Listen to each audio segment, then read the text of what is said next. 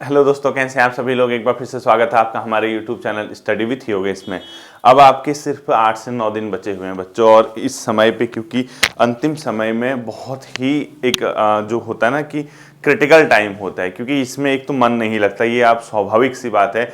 जो छात्र बहुत ज़्यादा सीरियस होगा इस एग्ज़ाम के लिए, वो थोड़ा सा फील करने लग जाएगा कि यार मुझे कुछ नहीं आ रहा टाइप का। आप वास्तव में इसको रियलाइज करोगे, आपको लगेगा कि यार मतलब मैं सब भूल गया हूँ, या जो मुझे मतलब जितना कंटेंट मुझे दिख रहा है वो मुझे कुछ भी याद नहीं है, या मतलब कुछ मुझे लगता है कि अपने आप पे डाउट है कि मुझे आता है या नहीं आता, मैं कैसा परफॉर्मेंस कर पाऊंगा। बच्चों, ये एक आप मान के चलिए सभी छात्रों के साथ ऐसा होता है। जितने भी छात्र आप तैयारी करते हैं, वो जब एग्जाम समय क्लोज आता है उस दौरान ये समस्याएं सभी छात्रों के साथ देखने को मिलती है। सिर्फ आप ही के साथ ये प्रॉब्लम नहीं होगी, ठीक है। जितने भी बच्चे तैयारी करने वाले होते हैं, अंतिम समय में पढ़ने का बिल्कुल भी मन नहीं करता, इसीलिए नया कंटेंट आप लोगों को आपसे नहीं मिलेगा। मतलब यहां से आने वाले एग्जाम आर तक कुछ भी नया कंटेंट नहीं मिलेगा। सिर्फ और सिर्फ आपको रीजनिंग और मैथ्स के कुछ महत्वपूर्ण क्वेश्चन मैं जो करा रहा हूं उसी को मैं जारी रखूंगा। इसके साथ ही जो छात्र क्योंकि करंट अफेयर्स को लेकर परेशान है, क्योंकि लास्ट समय में बच्चों देखो आपको स्कोर करना है। इस एग्जाम की सबसे खूबसूरत बात यह कि आप इसके प्रीलिम्स को कैच कर लो, इसके प्री को क्वालिफाई कर जाओ। और प्री जो क्योंकि 17 दिसंबर को है, उसके बाद क्या होगा, कैसा होगा, मेंस कैसे होगा, वो अलग बात हो जाती है, उसकी अलग से आपके लिए क्लासेस जाएंगी। लेकिन जितना फिलहाल मैं आपको बता रहा हूं वो चीज ध्यान से सुनना, क्योंकि देखिए अंतिम समय आपके लिए 8 दिन बचे हुए हैं, यानी एक हफ्ता आपका बचा हुआ, मान के चलिए मोटा मोटा अनुमान, क्योंकि एक संडे तो पेपर हो जाएगा, सैटरडे लोग इधर से उधर जाते हैं अपने सेंटर वगैरह में, जिसका लोकल में भी हो, तो लास्ट दिन तो वैसे भी पढ़ने में मन नहीं लगता, ठीक है। 7 से 7 का 8 दिन मान के चलिए। अब 8 दिनों में नया कंटेंट न देके क्लोजिंग का टाइम आ चुका है। आप कैसे किताबों को क्लोज करें, और ये जो क्षण होगा जिसको आपने क्लोज कर दिया उसको आप दोबारा नहीं खोलेंगे। ध्यान से सुनना, जिसको आपने क्लोज कर दिया उसको दोबारा नहीं खोलोगे। अब आपके पास जितना कंटेंट है, सोचिए कितना मटेरियल आपके पास है। आपने जीएस के अंदर history, polity, geography, economy, environment और साइंस एंड कंप्यूटर पढ़ना है। इसके अलावा आपने मैथ्स, रीजनिंग का पोर्शन अलग करना है, साथ ही आपका उत्तराखंड का पोर्शन अलग होना है। इसके अलावा करंट अफेयर्स आपको अलग करने हैं, ठीक है। तो ध्यान से सुनना, क्योंकि यहां से देखो आज डेट कितनी है, 7 है। पूरा प्लान आपको बताता हूं, इस तरीके से आप लोग करिएगा, आपको बिल्कुल भी नुकसान नहीं होगा, ठीक है। क्योंकि मैं यहां पढ़ा दूं, मैं नया टॉपिक पढ़ा दूं तो आप लोगों के लिए और बर्डन हो जाएगा। जो चीज आप आज तक अगर आपको लगता है कि नहीं आपसे नहीं हो पाया या आपने अच्छा परफॉर्मेंस नहीं किया, तो अंतिम समय में मेरे पढ़ाने से नया अगर आपको कंटेंट मिलेगा तो फिर आपके लिए क्या हो जाएगी, एक परेशानी साबित हो जाएगी, परेशानी निकल जाएगी, ठीक है। देखो 7, 8, 9, 10, 11, 12, 13, 15, 16 एंड 17 को आपका क्या है बच्चों, एग्जाम डेट है, ठीक है। इसको तो कुछ भी नहीं करना। अब आपके पास कितने दिन बचे हैं, ऐसे ही क्रॉस करते रहना, पर डे का आपको हिसाब किताब रखना है, ठीक। देखिए 14, 15, 16 अंतिम 3 दिनों में मैक्सिमम फोकस होना चाहिए आपका Uttarakhand current affairs and national international current affairs with science and computer. क्योंकि मैंने आपसे ये कहा है कि ये जो समय होगा ये क्लोजिंग का होगा, यानी अब आप उसके बाद पढ़ के दोबारा नहीं पढ़ सकते। इसलिए मेरा ये आप लोगों को सलाह है, अगर आपने नोट्स बनाए हुए हैं, जितना मैंने आपको पढ़ाया हुआ है, जो भी आपने कंटेंट तैयार किया हुआ है, जो भी जहां से भी आप जिस तरीके से भी आप करंट अफेयर्स तैयार करते हैं, तो मेरी सलाह होगी उसको फिलहाल मत देखना। तो ये जो अंतिम 3 दिन है आपके, current affairs plus computer plus आपका क्या तीसरा मैंने क्या कहा, साइंस, ठीक है। ये जो पोर्शन है बच्चों साइंस और इसका, ठीक है, ये जो 3 पोर्शन है ये अपने आप में क्या होगा आपके किसके, अंतिम 3 दिनों के लिए। अब अंतिम 3 दिन आप कहोगे सर ये अंतिम 3 दिन में कैसे करें इतना, क्योंकि मैंने क्या कहा, आपको पढ़ना नहीं है उस समय, आपको सिर्फ और सिर्फ उसको क्या करना है, रिविजन करना है। अब आप लास्ट के 3 दिनों में ये 3 करोगे, एक तो आपके लिए क्या होगा ना, ये साइड निकलने वाला काम है। देखो ये जो पोर्शन है आपका 10 नंबर, 3 4 नंबर और 7 8 नंबर, लगभग मोटा मोटा 20 नंबर, यानी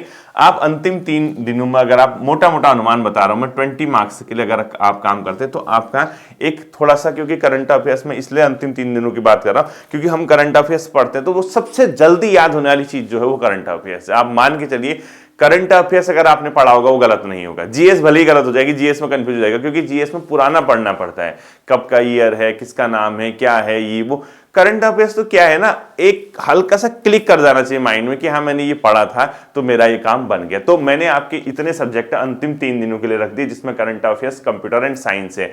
कब रखोगे आप इसको? 14, 15 एंड 16 को, यानी जस्ट नेक्स्ट वीक, इसी दिन से, बृहस्पतिवार से। अब इसके अलावा आपके पास 1 हफ्ते का समय है बच्चों, ठीक है। देखिए क्लोजिंग टाइम का मतलब लास्ट टाइम पे कई बच्चे कहते हैं सर हम कहां से किस तरीके से तैयार करें। वो समय आ गया है जब आप लुसेंट एमसीक्यू करते थे, ठीक है, या आप घटना चक्र एमसीक्यू लगाते हैं, वो समय आ गया। क्योंकि आपने कितना डिटेल, कितना डेप्थ पढ़ा हो, आपका समय क्या है अंतिम टाइम पे ऑब्जेक्टिव क्वेश्चन लगाने का, यानी आपको प्रैक्टिस करने का समय आ गया। क्योंकि अगर आप यहां से कोई टॉपिक पढ़ते हैं तो वो तैयार नहीं हो पाएगा, तैयार हो भी जाएगा तो ना आपको कोई कॉन्फिडेंस नहीं आएगा, आपका मन विचलित ही रहेगा, और होता भी यही है। और इसी वजह से देखो, क्योंकि बच्चों प्रीलिम्स का सीन यही रहता है, हमेशा मैंने एक चीज नोट किया है, वो बहुत हार्ड पेपर भी नहीं बनेगा, ठीक है। एक मतलब ऐसा पेपर बनेगा, मतलब मुझे लगता है कि नॉर्मल सा पेपर बनना चाहिए, मतलब मॉडरेट के आसपास ही जाएगा, इससे ऊपर नहीं जाएगा। एक होता है ना low to moderate, moderate to high, तो उस मॉडरेट टू हाई वाला ने जाके लो टू मॉडरेट वाला मुझे लगता है कि प्रीलिम्स होना चाहिए। क्योंकि यूकेपीएससी ने पिछले दो तीन एग्जाम कराए हैं, वो ठीक रहे हैं, मतलब एवरेज एग्जाम कराए हैं, बहुत ज्यादा हार्ड नहीं, बहुत ईजी भी नहीं, ठीक ठाक एग्जाम कराया हुआ है। तो मेरे जो मतलब अपना मेरा एक एक्सपीरियंस कहता है, क्योंकि यहाँ पे नई चीज देके आप लोगों को परेशान करके ये भी पढ़ ऐसा भी पढ़, वो कोई फायदे का सौदा नहीं है। क्योंकि लास्ट के 7-8 दिनों में सिर्फ और सिर्फ कोई भी छात्र हो जिसका एग्जाम हो, बड़ा एग्जाम आ गया हो, वो उसके रिवीजन के अलावा कुछ भी नहीं कर सकता। तो ये वाला पोर्शन मैंने आपको बता दिया, अगर आप इसको फॉलो कर पाएंगे तो आपके लिए बहुत अच्छा होगा। एक तो ये ताजा ताजा याद रहेगा उस समय पे करंट अफेयर्स, और ये 20 मार्क्स का पोर्शन अपने आप में बहुमूल्य है, ठीक है। और मैंने क्या कहा, ये टॉपिक का ये जो आज सीरीज जो मैं बता रहा हूं, ये क्लोजिंग का टाइम है बच्चों, ठीक है। यानी आपको क्या करना है, क्लोज करना है, कंप्लीटली क्लोज करना है। और यानी आप एक हिसाब से कहोगे कट मार देना है, मतलब आपने जो क्या करना है, क्लोज करना है, यानी क्लोजिंग का टाइम है, या इसको क्या कर देना है आपने, अब बाइकआउट नहीं कह सकते, फिलहाल एग्जाम तक अपने आप में बंद हो जाएगा, ठीक है। क्लोजिंग का टाइम आपका है। अब इसको कैसे देखना है, देखो यहां 1 2 3 4 5 6 7, यानी 1 हफ्ता, जस्ट 1 हफ्ता। सब्जेक्ट की लिस्ट देखो क्या क्या है, जीएस, और कंटेंट मैंने क्या कहा आपसे, ल्यूसेंट एमसीक्यू ऑब्लिक घटना चक्र एमसीक्यू, यही तो पढ़ रहे हो, या इसके अलावा कुछ और पढ़ रहे हो लास्ट टाइम पे, या कुछ लुसेंट एमसीक्यू करो या घटना चक्र एमसीक्यू करो, यही तो पढ़ रहे होगे ना। ये हो गया दूसरा कंटेंट, उत्तराखंड, करंट अफेयर्स नहीं जोड़ रखा मैंने इसमें, ठीक है। तीसरा कंटेंट है मैथ्स एंड रीजनिंग। देखो जैसे मतलब जितना चीजों को इजीली लेके चलोगे, जितना लाइटली चीजों को लोगे, उतना ज्यादा आपको फायदा होगा। वरना क्या होता है ना, बहुत ज्यादा मुश्किलें क्रिएट हो सकती हैं। आपको लगेगा अरे यार ये भी है वो भी है, इसको कैसे करूं, ये कैसे निकलेगा, इसका सॉल्यूशन क्या होगा। क्योंकि आप खुद फील करोगे, खुद रियलाइज करोगे, और एक एक छात्र रियलाइज कर रहा होगा कि अंतिम 7-8 दिनों के समय में आपको होता क्या है। सभी के साथ होता है, क्योंकि भरमार है कंटेंट की, कैसे इतने चीज करोगे। और आता इतना है नहीं जितना हम लोग सोचते हैं। पेपर बनता नॉर्मल है, बस एक सही डायरेक्शन की जरूरत होती है कि बेटा तू ये चीजें पढ़, ऐसे ऐसे पढ़, ये यहां से पढ़, और यहां से चीजें आपके क्वेश्चन क्रिएट की जाएंगी, ठीक है। अब इतना पोर्शन है, ठीक। देखिए इसके अंदर आपको एक सब्जेक्ट जो है वो कॉमन है, उत्तराखंड आपको डेली पढ़ने, क्योंकि ये आप हिस्ट्री का कंटेंट पढ़ेंगे, इतनी बड़ी किताब होगी, घटना चक्र या कुछ भी जो भी लगाते हो, या जिससे भी आप पढ़े हो, दृष्टि आईएएस क्विक बुक, तो वो जो टोटल आपको मार्क्स देगा 8 से 10 नंबर के क्वेश्चन पूछेगा। लेकिन अगर आप सिर्फ उत्तराखंड देखोगे, उतना ही कंटेंट यानी परीक्षा वाणी के लेवल का, तो आपको 25 से 30 नंबर देगा। तो आपके हाथ में है कि आप किस चीज को तय करना चाहते हैं। और जिस छात्र की उत्तराखंड पहले से अच्छी है, उसको तो फिर बेफिक्र होके जानी है बच्चों, वो आप करंट अफेयर्स पढ़िए, बाकी ऊपर ऊपर सरसरी निगाहों से आप क्या कीजिए, मतलब एक प्रकार से रिवीजन कीजिए, ठीक है। अब देखो मैंने क्या कहा, क्लोजिंग का टाइम आ गया। क्लोजिंग का मतलब क्या है, ठीक है। पहले के 3 दिन यानी 7, 8, 9 हिस्ट्री प्लस पॉलिटी, इसको क्या कीजिए, रिवाइज कीजिए।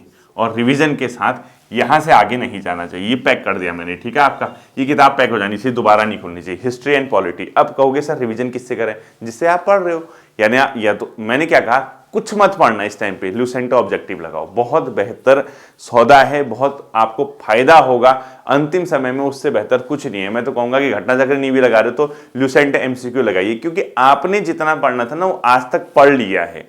अब लास्ट टाइम पे आपको पढ़ने की सबसे बढ़िया सबसे बेहतरीन चीज जो मैं बता रहा हूं वो यही है। इसके अलावा फिर वही बात हो जाएगी, ढूंढते रह जाओगे। मैं हमेशा कहता हूं ना, ढूंढते रह जाओगे। तो यहां पे क्या करना है, इनको क्लोज करना है डेली, यानी 50% परीक्षा वाणी यहां तक रिवीजन भी करनी है, यानी 50% रिवीजन। कहने का मतलब यदि परीक्षा वाणी में 20 चैप्टर हैं, कितने चैप्टर हैं, 20 चैप्टर, 10 चैप्टर रिवीजन। अब आप कहोगे कैसे होगा, मैं पढ़ना मत कह रहा हूं, मैं कह रहा हूं रिवीजन करना। नहीं कर सकते हो क्या यार, इतने टाइम से पढ़ रहे हो, पढ़ तो सकते हो ना। आपको देखो, आपको जितना आता है वो अच्छी बात है, लेकिन अंतिम समय में तो आप वही पढ़ोगे ना जो सबसे मतलब आपके लिए फायदेमंद होगा। अब मैं ये थोड़ा ना कहूंगा कि मेरी जिला सीरीज भी पढ़ो या उत्तराखंड इतिहास भी पढ़ो मेरे से जो मैंने नोट्स बना रखे हैं, या हाँ अगर आपका बना हुआ है, क्योंकि अगर आप देखो, अगर आपने परीक्षा वाणी के नोट्स बनाए हुए हैं, कई बच्चे बनाते हैं, या आपने जो चीजें मैंने करा रखी हैं आपको वो की हैं, फिर तो आप उसको रिवाइज कीजिए। पढ़ना मत वीडियो से लास्ट टाइम पे, उनसे वो कोई फायदा नहीं, उन क्लासेस को मत देखना। अगर नोट्स बना हुआ है, जैसे कई बच्चे क्या करते हैं, बहुत अच्छी आदत होती है, मैंने तो हमेशा एक नोट किया है बच्चों, जो बच्चा नोट्स बना के अपने स्वयं की किताब से नोट्स बना के पढ़ता है उसको सबसे ज्यादा फायदा होता है। अपने नोट्स, हाँ ये नहीं कि किसी दूसरे के नोट्स खरीद के उससे रटने में लगे, ऐसा नहीं। क्योंकि जिसने किताब से स्वयं अपने स्तर से नोट्स बनाए उसको ये पता रहता है कि हाँ कौन सी चीज उस किताब में फालतू थी, कौन सी नहीं पढ़नी, उसको वो कट करते रहता है, मेन पॉइंट नोट करता है। क्योंकि एग्जाम का नेचर ही फैक्चुअल है, इन्फॉर्मेशन बेस्ड एग्जाम होता है, तो कहीं ना कहीं वो जो फैक्ट होते हैं, वो जो लिखे रहता है, नोट किए रहता है, उसको याद करने में बहुत आसानी होती है। उसका सबसे बड़ा फायदा अभी होता है एग्जाम टाइम पे, ठीक है।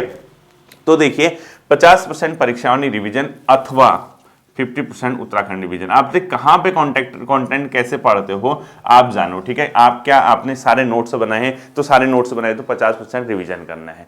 आपने नोट्स नहीं बनाए हैं तो 50% परीक्षा वाणी रिवीजन करनी है। इस रिवीजन का मतलब यदि 20 दिन है, सॉरी 20 चैप्टर है तो 10 चैप्टर आपके प्रॉपरली रिवीजन होने चाहिए। जैसे ही ये होगा आप 10 तारीख पहुंचोगे, सारा कंटेंट क्या होना चाहिए बच्चों, आपका क्लोज हो जाना चाहिए। इसमें एक चीज ध्यान रखना, जिस बच्चे की मैथ्स रीजनिंग अच्छी है वो मत छेड़ना बच्चों मैथ्स रीजनिंग को, क्योंकि यहां आप मान के चलो जो ऐसे छात्र जैसे बैंकिंग का किया हुआ है, जो एसएससी का करता था, या जो अच्छे मतलब अपने आप में स्कोर करता है मैथ्स रीजनिंग में, बहुत बेसिक आती है।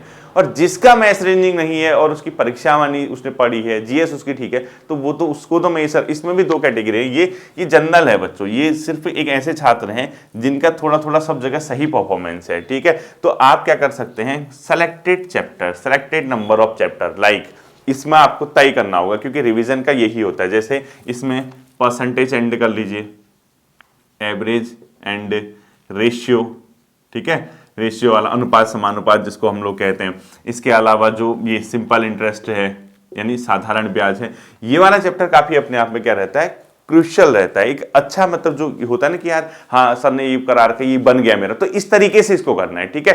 तो अगर आप इस तरीके से इसको फॉलो कर पाएंगे तो ये बहुत बेहतर अपने आप में क्या देगा, आपको परिणाम देगा। और परिणाम की ही हम क्या करते हैं, प्रतीक्षा करते हैं, यानी रिजल्ट का वेट। और रिजल्ट का वेट वो सब आप अपने स्तर से क्या करेंगे, धीरे धीरे इजिली कर सकते हैं, ठीक है। तो क्लोजिंग का मतलब क्या है, क्लोजिंग का मतलब यही है बच्चों, ये जो पोर्शन है लाइक जैसे परसेंटेज हो गया, ये एवरेज वाला क्वेश्चन, अब वहां पे क्वेश्चन इस तरीके से भी पूछा जाता है। कई बच्चे जैसे क्रिकेट वगैरह वाले, मतलब जिसको क्रिकेट वगैरह में इंटरेस्ट होता है वो तो कर लेते हैं, जिसको नहीं होता वो थोड़ा सा कंफ्यूज कर जाते हैं। कई बार एक क्वेश्चन आता है कि एक खिलाड़ी ने पहली 5 पारियों में इतना इतना इतना इतना और इतना स्कोर किया, यदि छठी पारी में वो नाबाद रहा तो उसका कुल औसत क्या रहा। ये नाबाद का मतलब वो आउट नहीं हुआ, तो इसका मतलब स्टार लगाया क्वेश्चन के ऊपर। जैसे लिखा होगा ना, सचिन ने अपनी पहली 6 पारियों में 10, 23, 103, 57 के ऊपर स्टार लगाया होगा, ठीक है। स्टार लगाया होगा या ये 1 2 3 4, इसके अलावा 46 और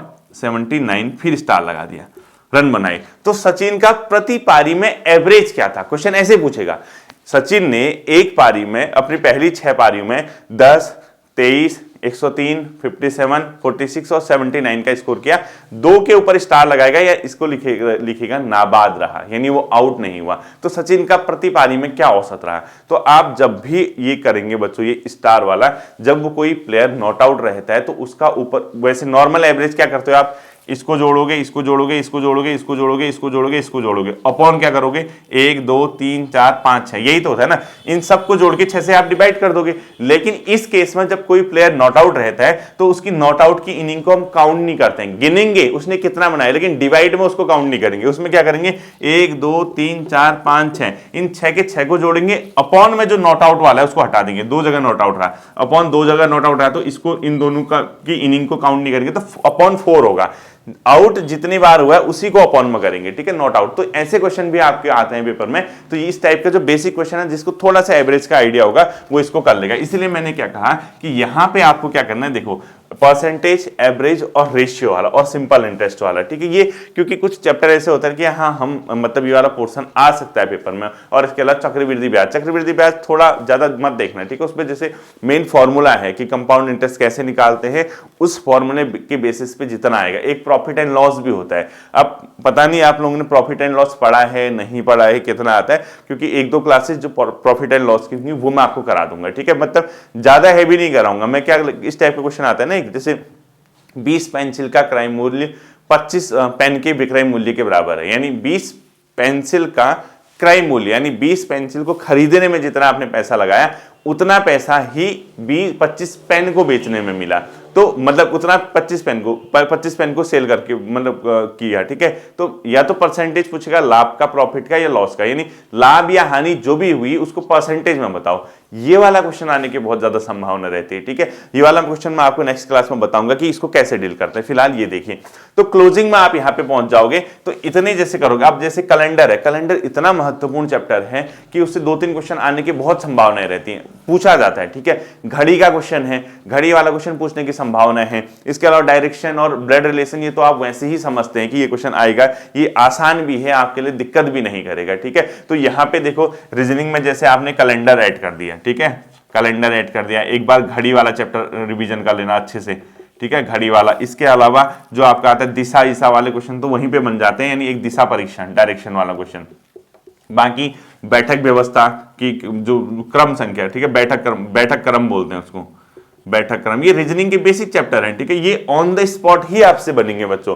यहाँ कैलेंडर घड़ी तो आप सीख सकते हो, लेकिन बैठक क्रम वगैरह तो ऑन द स्पॉट ही तय होता है कि इसको कैसे करते हैं। तो ये वाला पोर्शन, ये क्लोज, ये पूरा क्लोज और इसका 50% क्लोज, यानी क्लोजिंग में आ गई, ठीक है। जैसे ही 11 पहुंचे, देखो अब कैसे होगा, यहां तक क्लोज कर दिया ना, जैसे ही 11 पहुंचे, अब इसको अब खींच के मत लेके जाना वहां। पता लगा वहां भी खींच के लेके जा रहे हो, इसको तो मैंने आपसे पहले ही कह दिया, उसको खींचने की जरूरत है ही नहीं। ज्यादा खींचोगे तो बहुत आपको क्या हो सकता है, उससे नुकसान हो जाएगा, ठीक है। यहां पे देखना बच्चों, ये वाला पोर्शन, ठीक है। अब यहां पे क्या होगा, क्लोज हो जाएगा। इसको कैसे क्लोज करना है, देखिए ये हुआ अपने आप में क्या, geography plus economy and remaining 50% of Uttarakhand, ठीक है। या जिसने ये नोट नहीं बना है, रिमेनिंग 50% ऑफ परीक्षा वाणी, यानी अगर 20 चैप्टर उसमें दिख रहा है आपको तो 11 क्या होगा उसका, 11 से 20 तक का, ठीक है। वहीं पे उसको क्लोज करना है, ठीक है, उस वाले पोर्शन पे क्लोज करना है। तो यहां से क्या होगा, जो बचे हुए वो हैं कुछ इंपॉर्टेंट टॉपिक रहते हैं मैथ्स वगैरह के, जैसे रेलगाड़ी वाला क्वेश्चन, वो तो बहुत संभावनाएं हैं कि पूछेगा। रेलगाड़ी है, धारा नाव है, वर्क एंड टाइम। एक क्वेश्चन मैं आपको अभी बता दूं, जैसे होता है नहीं कि 4 पुरुष 5 महिलाएं किसी काम को इतने दिनों में करते हैं, जबकि 2 पुरुष 3 महिलाएं इतने काम को करती हैं। यदि 2-3 महिलाएं 6 पुरुष मिलेंगे तो उसी काम को कितने दिन में करेंगे, उस क्वेश्चन के आने की प्रोबेबिलिटी सबसे ज्यादा रहती है। और एक रेलगाड़ी वाला क्वेश्चन, ठीक है, रेलगाड़ी हो गया, वर्क एंड टाइम हो गया, ये वाले जो क्वेश्चन है इसके आने की संभावना क्या रहती है, बहुत ही ज्यादा रहती है, ठीक है। तो यहां पे जैसे क्लोजिंग में आप क्या करोगे, ये लास्ट टाइम का है, ये बहुत इंपॉर्टेंट, क्योंकि बाकी तो बच्चों आप मान के चलिए रेलगाड़ी है, धारा नाव है, ठीक है। इसके अलावा वो कार्य समय, ठीक है, लाभ हानि।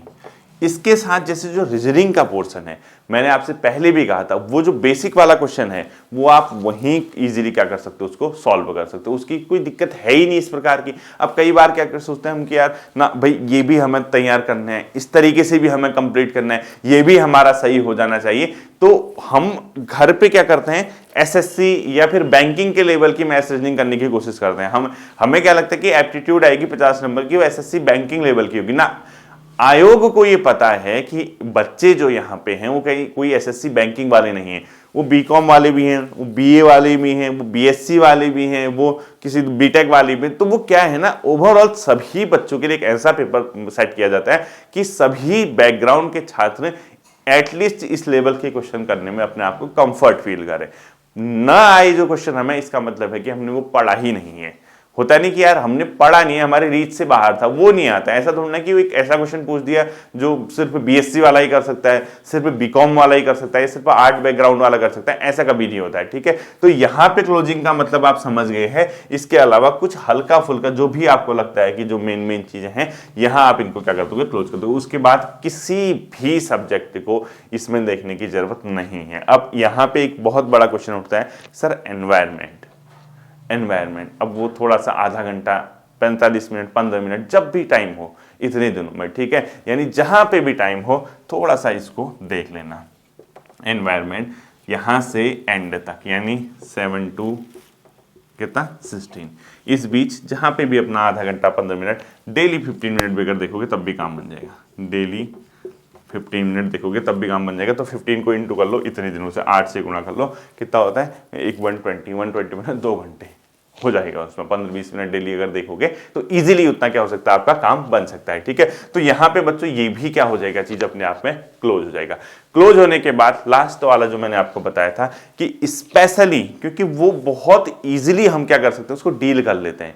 कौन सा पोर्शन, ये वाला पोर्शन, स्पेशली ये। ठीक है, अगर ये डील हो जाएगा तो ये आपकी बल्ले बल्ले भी हो सकती है। मतलब आपका लेटेस्ट ताजा ताजा जो होगा, फ्रेश वाला, वो बहुत वहां पे क्या कर सकता है, आपकी बल्ले बल्ले कर सकता है। तो फिर आपको वहां पे किसी भी प्रकार से तनाव लेने की जरूरत नहीं है, प्रेशर लेने की जरूरत नहीं है। और टेक इट इजी का जो कॉन्सेप्ट है बच्चों, वो हमेशा ध्यान रखना। इसमें टेक इट इजी होगा क्योंकि ये प्रीलिम्स है। ठीक है, तो इस तरीके से इनको करना है और इनको एक बार सही तरीके से इस पे क्या करना, मंथन करना कि हाँ, जो मतलब इस ये फॉर्मूला जो मैंने बताया, इस तरीके से अगर हम चलेंगे तो आप इसमें उलझेंगे नहीं, बिल्कुल नहीं उलझेंगे। ये चीजें ऐसे ही क्या करनी पड़ेंगी, सॉल्व करनी पड़ेंगी। ठीक है, होपफुली ये जो चीज मैंने आपको बताई आपके समझ आई होगी। एक बार इसको फिर से इस पे मतलब अपने स्तर से एनालिसिस करना, अपने स्तर से कोशिश करना कि इसको और बेहतर तरीके से हम लोग सीख सकें।